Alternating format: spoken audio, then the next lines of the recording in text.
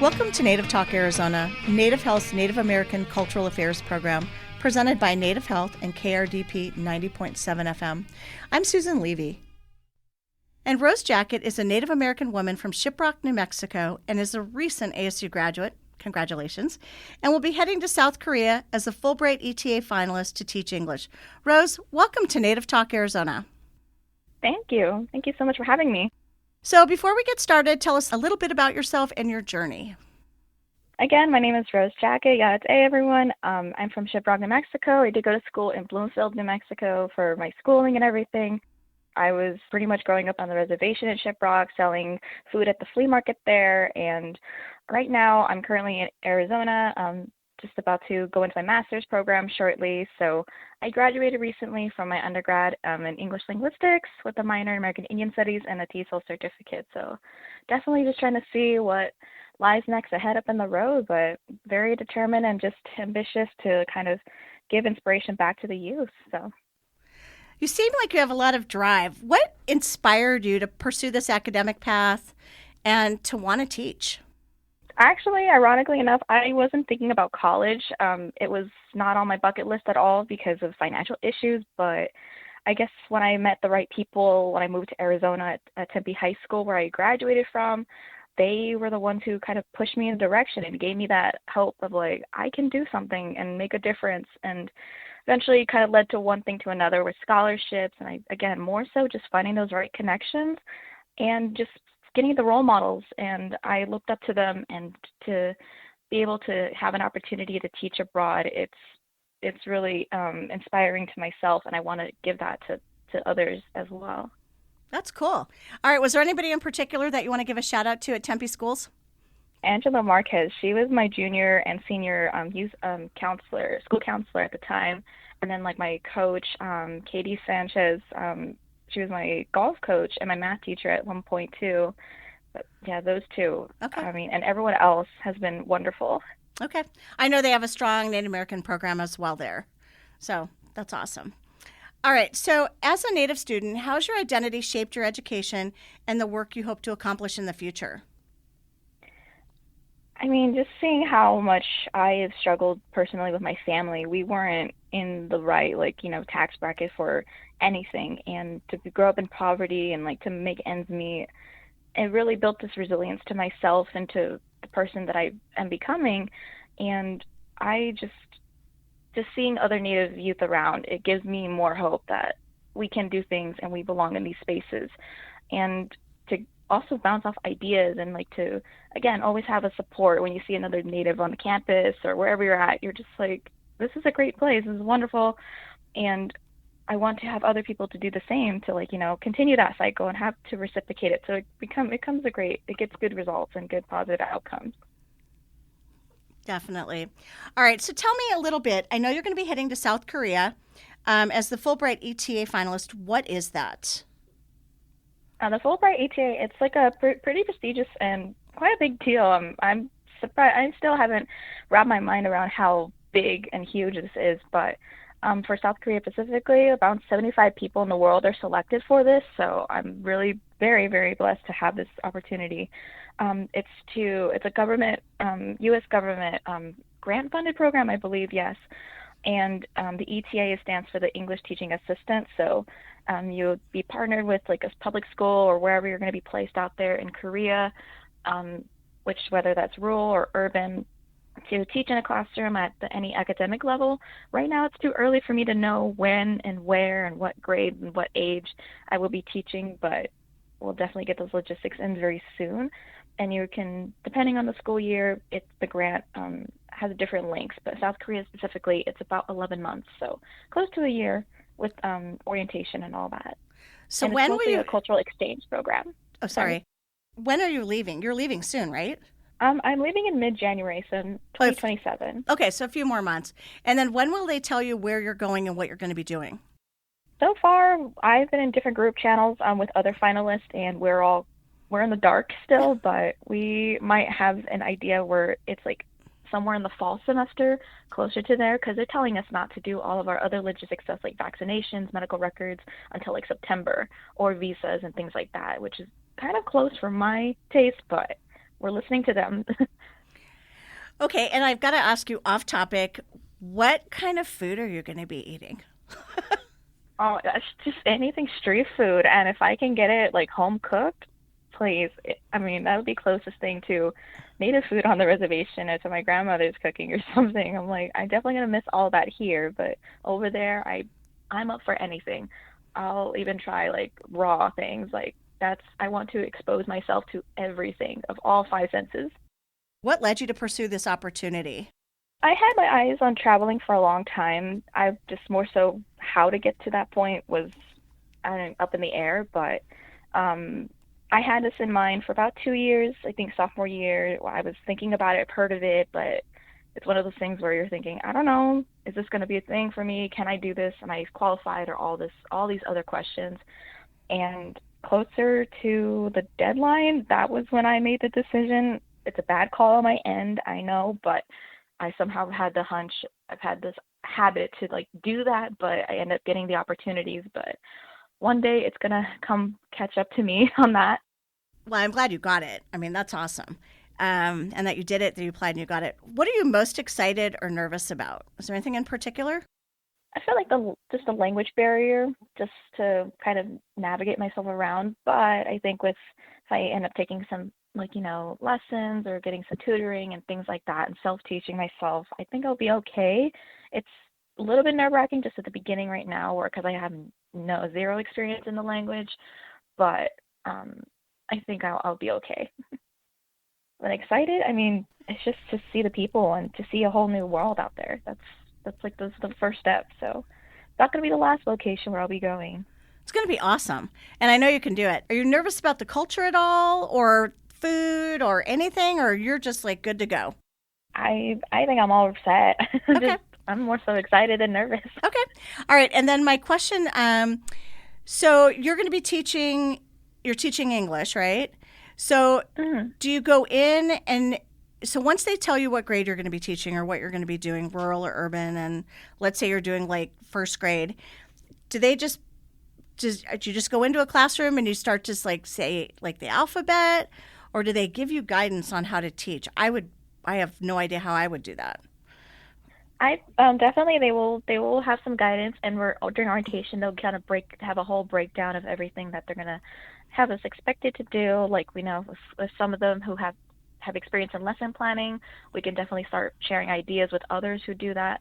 I personally have some experience in it already with my classes and stuff, so just bringing in whatever expertise I have to the table and then taking in what they have as input to help us succeed in the classroom.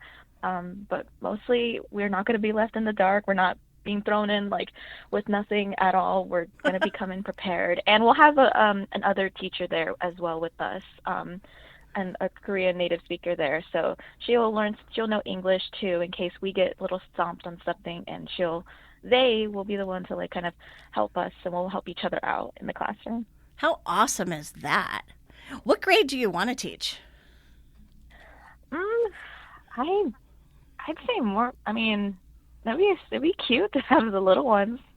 Um, I think I've some, I guess, volunteer opportunities and like internships.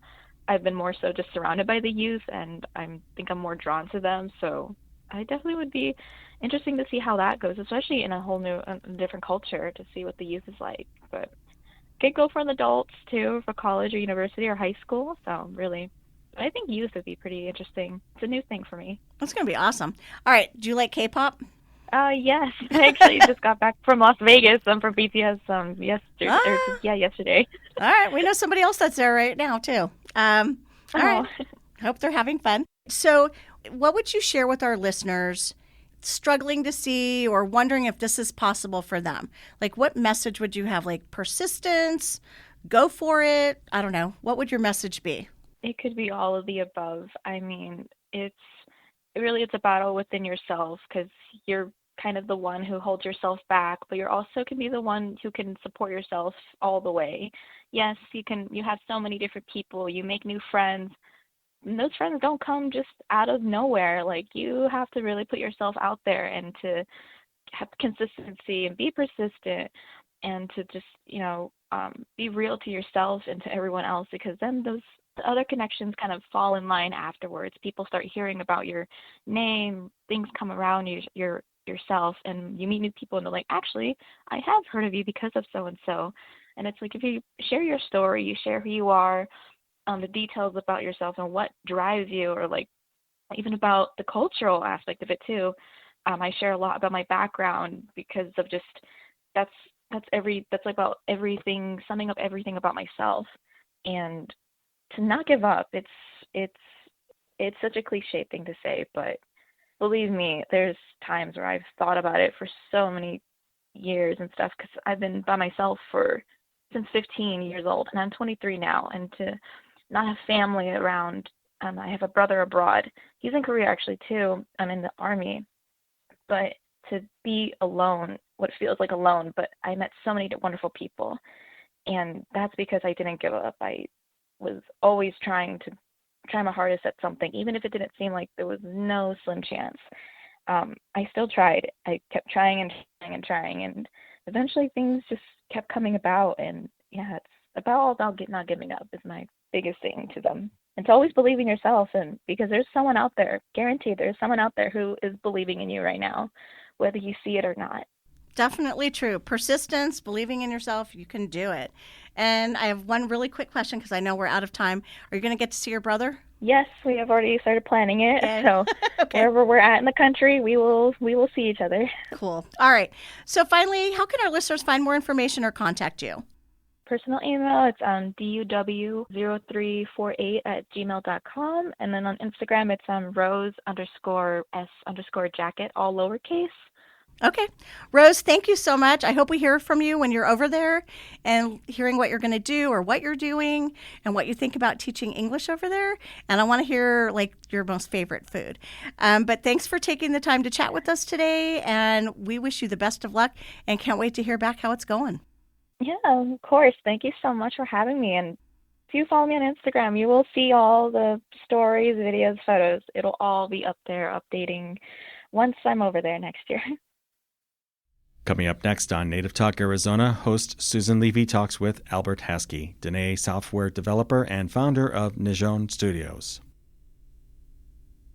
Support for KRDP 90.7 FM comes in part from Native Health, with 2 locations in Phoenix, 4041 North Central Avenue, Building C, near the corner of Central Avenue and Indian School Road, and at 8800 North 22nd Avenue. Native Health is also located in Mesa at 777 West Southern Avenue near the corner of Southern Avenue and Extension Road. And Native Health provides primary medical services at the new Guadalupe Health Center, 6725 South Priest Drive in Guadalupe. Native Health provides primary medical, dental, behavioral health, WIC, and wellness services for the urban Native American community. For more information, call 602-279-5262 or visit our webpage at nativehealthphoenix.org.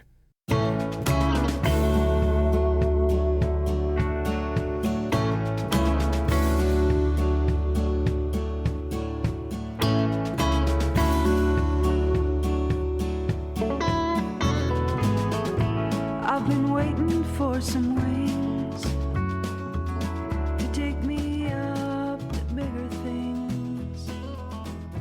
I've been waiting for some time.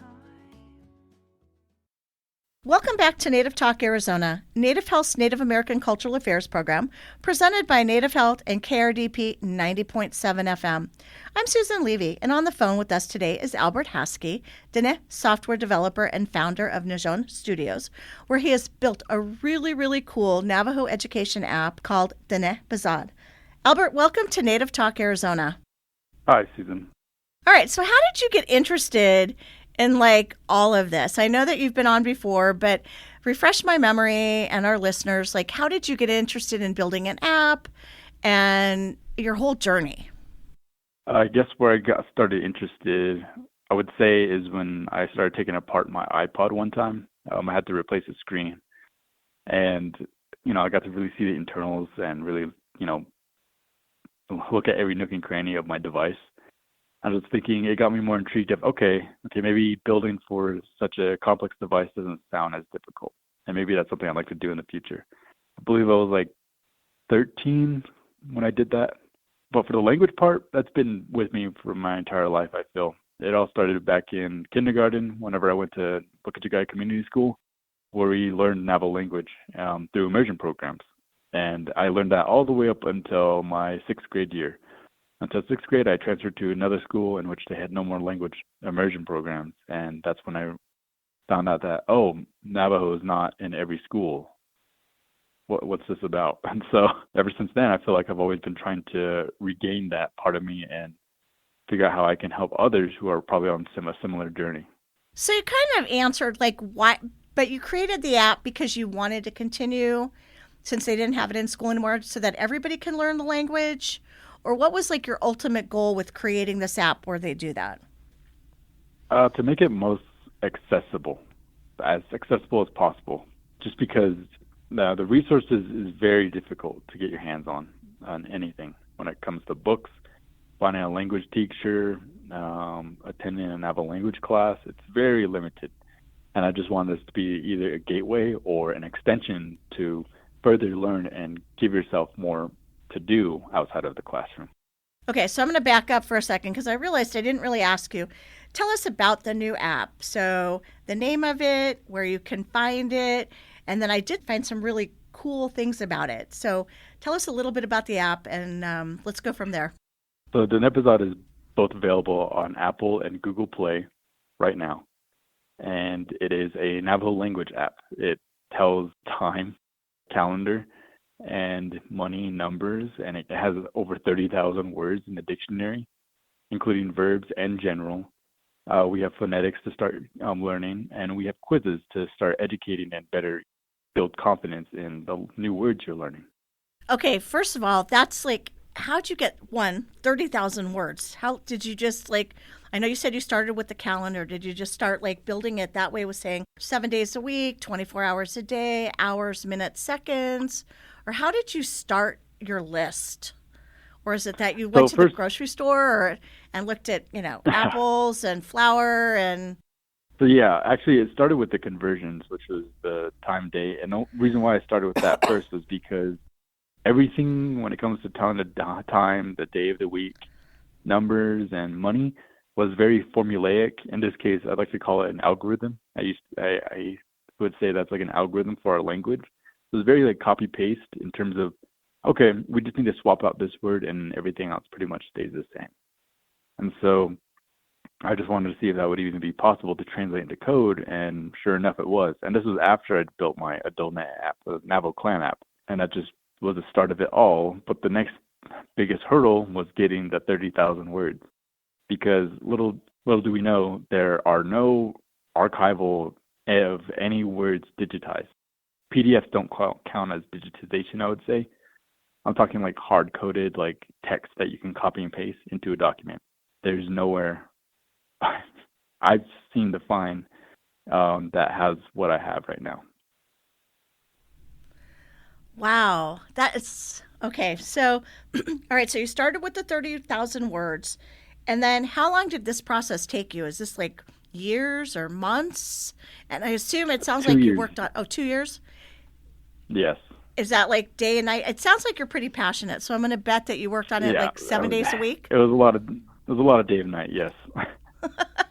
And then who did you check these with? Like, did you talk to your family or grandma and ask any of these questions, or how did you do that? So I mainly checked with my mother and also a lot of other language experts, and I presented this type of work when I was in the really early building stages, and I just wanted feedback, get additional info. Heck, I even talked with the Navajo Nation president at one point, and he gave me some pointers on what I could add in the future. That is cool. All right. So I know in the app, you've got a dictionary, you've got a converter, you've got the mini games, which is the quizzes, the verbs, and the word detail. And then are you going to keep adding to this, or are you just going to kind of tweak it? How does that work? I'm not familiar with like apps and like if you just do updates, or what will you do next with that? So right now it's a matter of trying to get a lot of other features underhand. The difficult part right now is just it's a lot of technical work. And, somebody asked, why didn't I wait until all of it was done? One, we need funding now, so that it helped boost our confidence even more to complete it. And also, I needed user feedback immediately. And so this was probably the best way to get understanding of how my user base would interact with this app. And just getting more raw reactions from it, just helping understand, okay, I'm not in this bubble anymore. I need to figure out what I can do to improve it even more. So the next challenge is I still aim to keep this app offline based as much as possible. The moment I start including online features, not only does that hinder the user experience, it hinders me because I will be incurring the costs for lifetime, I presume, if this app is really successful. So let me ask you this. So you said you released the app for funding. Is it hard to find funding for this, or did you have an angel investor, or did all of you pool your money? How did you get this thing off the ground? Because I'm sure it's expensive. Yes, it was expensive. I am very fortunate enough to just be in a situation where I do have a day job. So I was able to fund it based off of that as well. So And it the other truly is a thing labor is, of love. yeah, yes, it is. So I guess the hard part, I would say, with this funding project is this work sounds so unbelievable. It's, when you try pitching it and you try pitching the tools that you're probably using with it, they kind of blow it off of, oh, this person's probably using buzzwords. This sounds completely, false that he can build something like this. And it's hard to convey that, no, this is real. I really do have something like this. And we are working on it. It's not like, I plan to get consultants. I plan to get a software developer. I am the software developer. I am the consultant. I am building this out right now. But it's hard to convey that to grant funders and people who are invested in this work. Well, and I know there's such limited, I think it was out of U of A, the indigenous language. I know that, this is so important to keep the language going and to teach younger generations to learn that. Was that sort of one of the goals when you developed the app, is to make sure that the younger generation learns, or people in the city, or what was the particular goal in mind? I want to say the app is designed for all ages, whether you're an educator or a learner, beginner. Just because, it's an entry point, but if you do need assistance and it's ideal, you would want to have assistance, because at the end of the day, an app will not be able to teach you Denebazad at all. That is not the goal with this app. It is merely another really strong, accessible tool to start beginning to learn, removing the barriers to entry. So, Albert, what are you most proud of with this app? I'm most proud of the depth it has, the richness it has. Normally with other resources, I find like, oh, I wish there was more. I wish there was, this and that. I wish they made a part 2. I wish they actually finished this project. I feel like my project is almost there. Yes, it may not be finished with my dream design, but it's still really rich with really rich data. That's all I can say. I'm proud that there's 30,000 words. I'm proud that the conversions work properly. And I'm proud that, the quizzes are there that allow you to learn and go beyond. It looks like a great app. You've got great reviews on it. So do you have a favorite success story? Have you had anybody come up to you and say, you know what, Albert, I love this. I learned this. I took the quiz, or I learned some new words, or what are you most proud of, or what's your favorite success with that? I think my favorite success is the verbs. I think a lot of people, everyone who's beginning learning, and especially who gets to that intermediate part, they all come back to saying, oh man, I wish there was something for the verbs, something that would train me better on understanding verbs. The verbs is so complex and so difficult. And that was a big push for building this app. I just didn't want it to be a copy paste, point A to point B translation. I wanted a very strong in-depth look at the Navajo verb system as well. And so that's what I'm most proud of when it comes to hearing reviews from people like, oh, this is exactly what I needed, and I don't have to carry a book around me anymore. So how are you going to add on to this? Or are you done for a while? I'm not sure how apps work. I'm assuming you could add another 10,000 words if you wanted, or would that be another version? Or what would happen next? Right now, adding words is a bit difficult just because we use a major resource, and then now where do we get the other resources? Do I contact a language speaker? And if so, then the next question is which words are probably needed right now? And then you get into the rabbit hole of, okay, medical terminology would be awesome, or, plants would be really cool. But then could those also just be their own standalone service? Like I see medical terminology and plants being used in a different way rather than just being a dictionary where it can live and die there. I wouldn't want that for those services. Like for plants, I want to be able to scan or take a picture, image, and it tells me what it is in Navajo. That'd be even more useful. And, medical terminology, I would like an anatomy graph that allows me to look into it and tap and, tells me in Navajo what it looks like and how to say it. Now, those are the ideas that I have in my head that I know I can do and push forward. But it's just right time, right place, figuring out when to apply it and working with the right people, too. It's a strong point of mine, trying to make it as authentic as possible while working with Navajo, because my motto is, this is for Navajos by Navajos. Wow, congratulations. Okay, and I want to go back a second. Can you tell me about your other app that we had you on before, the Navajo Clans? Yes, so Adona was my first Navajo clan. My first Navajo app, technically. It was a Navajo clan system app that aimed to simplify the Navajo clan system, and you just keep being Dene, and we can figure out whether you're related or not. And it kind of helps you in that sense. But I think the issue with that one was it didn't teach you. And so I've been working on an update for that, actually, and I hope to get this out by the end of the month. It actually trains you on your own clans on how to utilize it in a real-world scenario. And vice versa, now you can even save your clan relationships with a relative that you matched with. So is that one also available on Apple or on the App Store? So the first version, yes, it is. The Okay. second one, I'm still working on an update. It's just a bit difficult right now. Okay. So I'm assuming it would be helpful if people purchased both of those, right? They go hand in hand very well. Right. And that's like an idea, like Navajo Clan app. I don't know, I couldn't include that into the dictionary app because, one, I wouldn't be able to focus so much on the Navajo Clan system, like the use cases of it properly compared to the dictionary. And it would just be lost in there. And furthermore, do we build out this bigger one out? But then that hinders me in terms of what I can achieve further down the line. It kind of ends up becoming like a Microsoft Suite type of deal in terms of what we can do and provide features. And it allows us to really focus on each in-depth problem even more. I liked what you were talking about, though, in terms of like the plants and the medical usage and the terms, because I think those are probably very much needed, correct? There's nothing like that. Oh, yes. No, there is nothing like that. I think the only other route is all these institutions who want something like that can partner with an outside company. But again, the problem with that is the language is very sacred. And, do you want your native language going to all these other companies? And that's why I'm trying to, disrupt possibly with, my own company that it is native owned. And we want to try to keep every language ideally in-house if possible. And so that if we want to build something in the future, we have it. If we want to tweak it or if we want to remove certain things because of cultural sensitivity, we're the most, capable of doing so.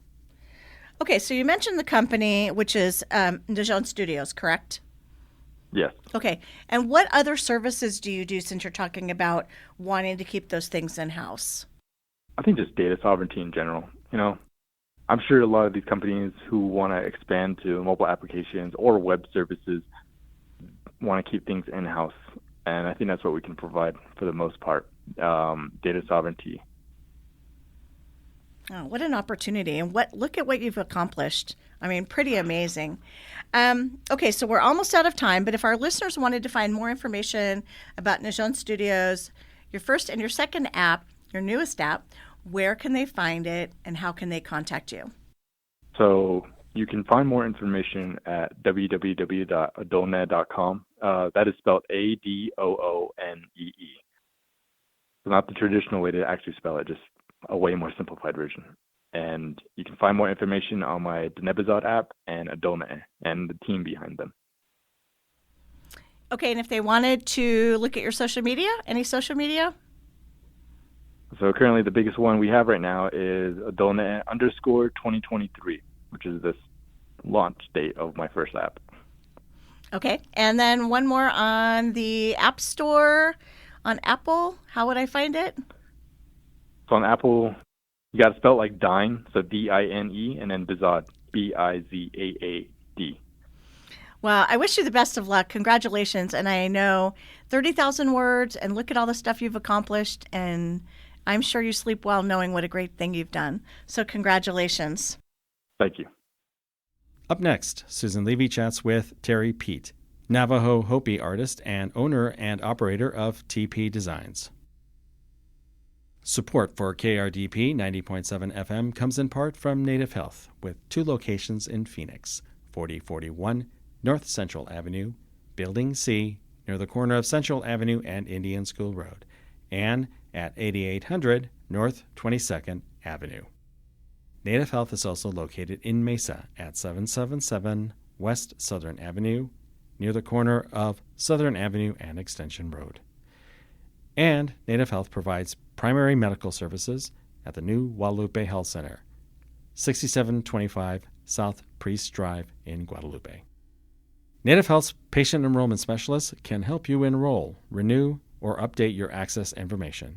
This can be done in person, on the phone. It's fast, easy, and can make a difference in keeping your health care coverage. For more information, call 602-279-5262.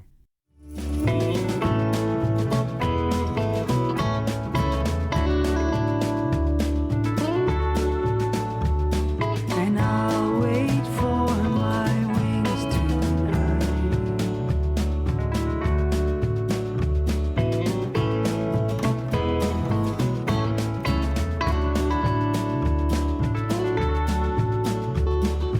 I'll wait for my wings tonight.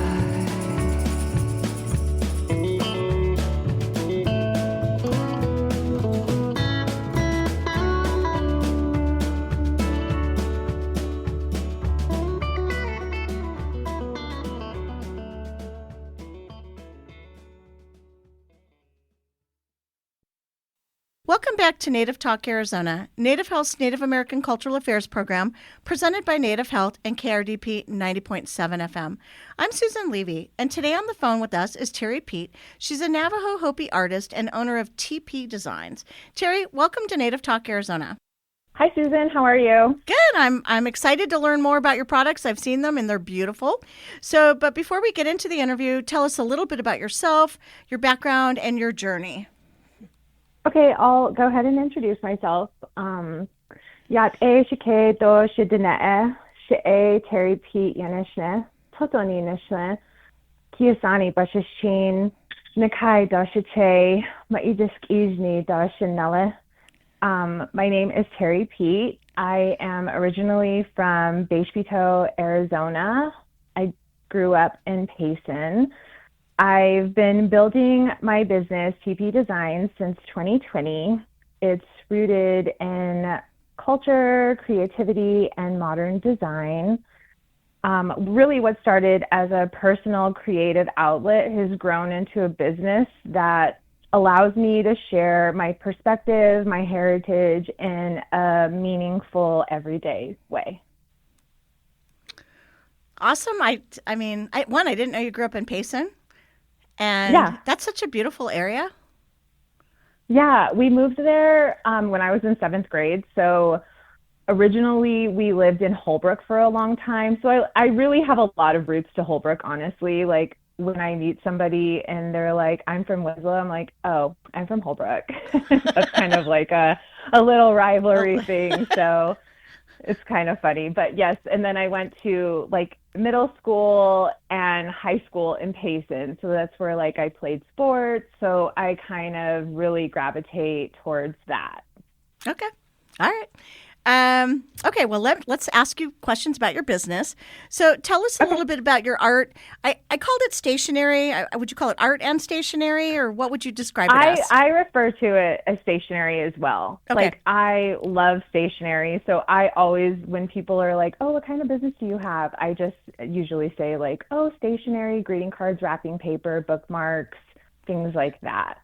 So how'd you get interested in like creating the art that goes onto the stationery or onto the paper goods? Well, I originally started with wrapping paper. So my love language, I like to think, is gift giving. I'm a very good gift giver. Like anybody who knows me, I mean, it doesn't have to be like expensive, but it's just I put a lot of like thoughtfulness into my gifts, and I also like them to look pretty. So when I was like looking for wrapping paper, like just throughout the years, I didn't see anything that like represented me or like my family or, just people in my own culture. So I was like, oh, I can like draw, so I might as well just make my own. I mean, honestly, the hardest part was teaching myself Adobe Illustrator because I had never used that program before. So I would draw things out just on paper and then like kind of mirror it to my computer and just go from there. And then honestly, like I kind of took a step back from the wrapping paper because it got a little bit too pricey for myself. And then I just went strictly greeting cards and bookmarks. And I really found my niche in there. Your art and your greeting cards, I mean, they're beautiful. I saw them and they're sweet and I don't know, kind and homey and I don't know. I really like them. Yeah, and punny. Yeah, I love a good pun. So that's like another thing that I have one greeting card that says, I love you so much. And like it has a bowl of blue corn mush. And I mean, people go crazy over that one because everybody does love blue corn mush and it's delicious. And I'm like, yeah, we can all relate to that. So when I design my greeting cards, I really just try to like bring in like my own experiences and like people I know, like their experiences and kind of just go from there.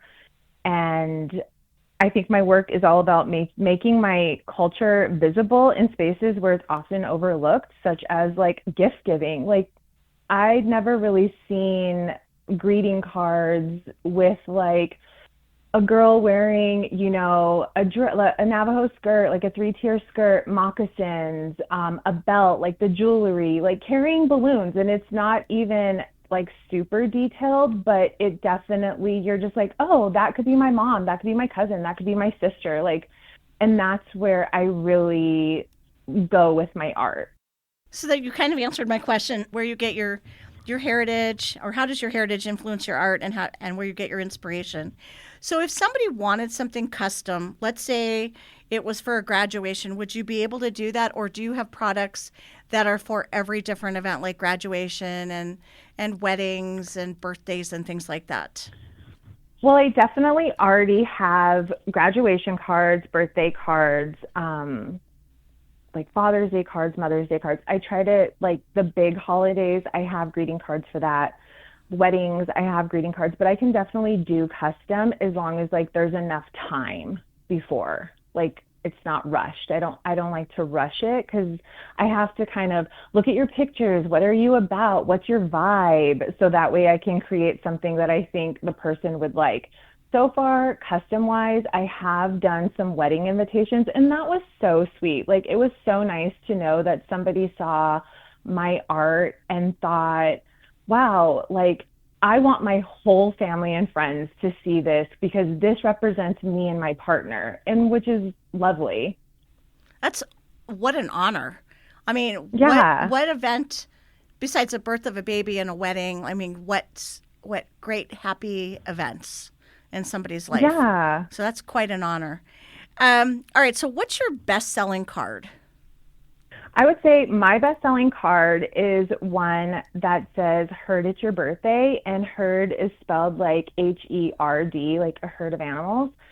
So it has a hogan on top on the far right corner, and then underneath it says "Herd It's Your Birthday," and there's like tons of sheep everywhere. And then there's a blue healer on top, and then a red healer. And the blue healer is my dog, Pixie, and the red healer, I would say, is my older sister's dog, Roxy. I like that. So where can people purchase your cards? Are they in any stores around town, or is it online, or what's the best way to find them and to order them? So right now, you can just reach out to me on Instagram or on Facebook at Terry Pete, just my name, TerriPete, or I try to hit up all of like the native markets around like the Phoenix area. I've been to Tucson, I've been to Tuba City, Flagstaff, some in New Mexico. Just like really just the markets is where I just really like to be like in community and like, hang out with people and see people who look like me, basically. That's awesome. So what's the biggest compliment, besides somebody asking you to do their wedding invitation, which I think is amazing? What's the biggest compliment that you either hear or that you have heard about your cards? I would say that they made somebody feel seen, to know like your culture is celebrated, and to see like my elders see something that I created, and for them to jump to a memory of, oh, my mom used to make me blue corn mush every morning and this made me think of them, or my grandma used to weave and I saw your card that has, a weave loom on it, and it just made me think of my mom or my grandma or whoever. Just bringing somebody back to a memory, I think, is so special. And knowing that I honestly have been a part of someone's best day of their life. And that makes me feel really good. And I'm really honored by that. And you said you started this in 2019, right? Right before COVID. 2020. So it was in the midst of COVID. Oh, in the midst of COVID. Okay. So where do you see yourself in 5 years? Because it sounds like you've done a lot in 2020, 26, so 6 years. So it sounds like you've done a lot in 6 years. Where do you want to go in the next 5 years? Well, I would hope to expand my product lines, maybe like a broader reach and just like a stronger presence while still staying true to myself, and hopefully like to be in like Walgreens, CVS, Bashas', Fry's. But I want to grow in a way where ethically I'm still like who I am, and I stay true to myself. And it sounds like your business has grown quite a bit, right? Yeah, it really has. And it's been so fun. Like I've got to work with a lot of people and like a lot of spaces that are native owned. And that is such a blessing that, sometimes people reach out to me like, oh, we're having this, would you like to set up? And that is so like nice when people think of you like that, like out of nowhere. Like there's so many artists, just in the Phoenix area, and you reached out to me, and I really appreciate that from like all of my fellow artists, vendors, people. I agree. I mean, I think it's when people remember you and your product and call you and invite you, I think that's really special. But your products are special. So take me through the process. I know I kind of glossed over it at the beginning when you were talking about how you create them. So you think of an idea, and then what do you do, and how long does it take? Okay, like for instance, right now it's right before Mother's Day, right? So I already have some Mother's Day cards out there just from like previous years, but I like to at least do like 2 designs per holiday, like 2 new designs per holiday, and or like 2 new designs for graduation. So right now I have been brainstorming like what makes me think of my mom, what makes me think of my grandma, what makes me think of my aunties. And I like come up with all of these ideas. I kind of just, put them in my iPad, just write them down on paper, however, and then I'll listen to music, watch TV, do all this, read, and then like things will just start like coming to me, and I'm like, oh my God, that would be such a good idea. Okay, and then I could do this. So I could do like a sewing machine with like the like little model figures, that seamstresses use to like do their work, like something like that with a 3-tier skirt, and then just like maybe Pixie laying on the floor, because that's how it was in my house, where when I would walk in, I would see my grandma sewing with her little light, and, you know, probably pins all over the ground. So you had to wear shoes with my, you know, a dog laying there and just things like that. So I just really write things down and then I start to pull from my own memories. I'll ask like my cousins, you know, questions about like, when you think of your mom, like, what do you think of? Or, and then kind of just go from there. And then usually I will start on my iPad and I use Adobe Illustrator on my iPad. And then I usually just transfer to my computer and then finish everything up on there. And then once you've done that, then you send it. Do you do that in-house? Do you print it? Do you send it out? No. Oh my God. But that's the goal, is to get a printer to print like a big printer, like the kinds you would see at like Staples or, you know, Kinko's back in the day. Like that's my goal, is to buy like one of those big printers. When I originally started doing the cards, I did just use like a little printer, and they were super cute and people bought them, of course, and I loved them. Then I started to people were reaching out to me more and more for cards, and I was like, okay, I got to like be a little bit more serious, and I need to start sending these out to get printed on like where the colors look super vibrant. But I will say that is one thing that I'm sure a lot of artists who do print work is like, just because it looks one way on your computer does not mean it's going to print that way. Yeah. So there are things, you know, there are like red. I have the biggest trouble with red, where I'm like, okay, that I'm going for like, you know, red apple red. This is like orangey red. So then I'm like, I got to redo this. I got to reprint it with like a deeper red so it comes out the way I envision it. But yes, I did start on a little printer, and then I started sending them out, and now that's kind of what I do. But the goal is to get my own big printer. All right, that's a good goal. Do you think you'll ever go into things like calendars and other things? I know you said the wrapping paper got pricey. Yeah, I could see myself doing calendars. I have like, someone has reached out to me to do like illustrations for a book, which I'm totally down to do. It's just like the timing of it. Like, I just have to have enough time. I really am not somebody who likes to rush anything, because I get frustrated and then it just loses the fun. And everything I'm doing right now, I'm having a lot of fun doing it. Like, it doesn't feel like work because it is fun. Well, and isn't that what it's all about? Is having fun. Yeah, we interviewed an illustrator yesterday for a new book, and she was saying, we were talking about the process, and it takes a long time when you're working with with the author and a publisher to kind of get the tone. And she said it took them, I want to say, it's either 6 months or a year to do a children's book. Which I can only imagine, especially if you're not the author yourself, and you're like, so you're having to reference somebody else's, like what they're imagining in their head, and you're like, okay, put it in my head because I don't understand what you're saying. Yeah. No, I mean, I never thought of that it would take that long. And she said, oh no, you have to get the tone and you have to get the images right. I thought it was really interesting. So yeah, and the colors, that's a big part of it. Is like, there are so many things where I'm like, oh, that color is really nice. And then it gets printed and I was like, oh, that is not the color I thought it would be. And also the font is a big thing. Like, I never realized until I started doing like just greeting cards how impactful font is.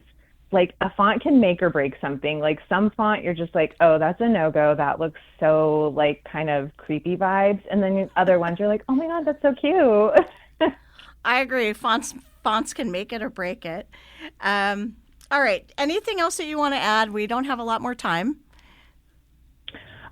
No, just thank you so much, Susan, for the opportunity. I really appreciate it. And I love being with community. I love seeing, you know, my native people, their people.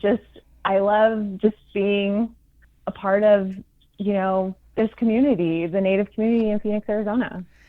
That's awesome. But I do want to add, or have you add one more time, your website, if you've got one, or your social media, on how people can reach you and purchase your beautiful cards.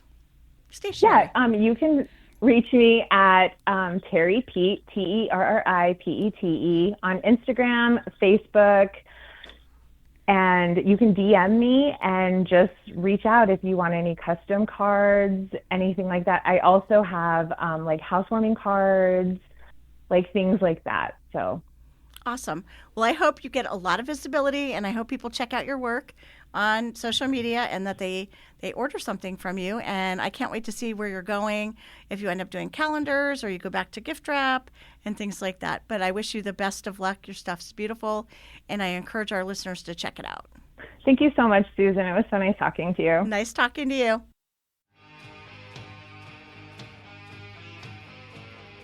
Thank you for listening to Native Talk Arizona, presented by Native Health and 90.7 FM KRDP. Our executive producer is Susan Levy. Sound engineer is Javier Quiroga.